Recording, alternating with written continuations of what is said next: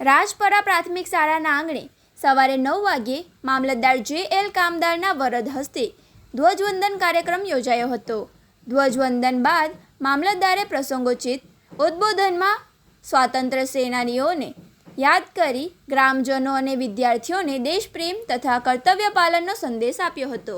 કાર્યક્રમ દરમિયાન શાળાના બાળકો દ્વારા વિવિધ સાંસ્કૃતિક કૃતિઓ રજૂ કરવામાં આવી હતી. રંગબેરંગી અને વિવિધ વેશભૂષામાં સજ્જ થઈને આવેલા ભૂલકાઓએ દેશભક્તિની ગીતો પર રજૂ કરેલા નૃત્યોએ ઉપસ્થિત સૌ કોઈના મન મોહી લીધા હતા. આ ઉજવણી દરમિયાન ઉત્કૃષ્ટ કામગીરી કરનાર પ્રતિભાઓનું બહુમાન કરવામાં આવ્યું હતું.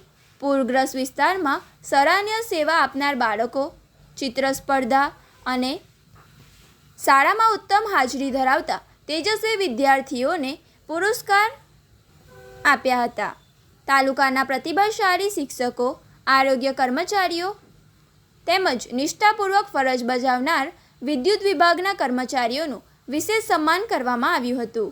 કાર્યક્રમના અંતે શાળા પરિસરમાં મહાનુભાવો અને ગ્રામજનો દ્વારા વૃક્ષારોપણ કરીને પર્યાવરણ જતનનો સંદેશ આપવામાં આવ્યો હતો. આ પ્રસંગે તાલુકાના અન્ય ઉચ્ચ અધિકારીઓ, શાળા પરિવાર તેમજ મોટી સંખ્યામાં ગ્રામજનો હાજર રહ્યા હતા.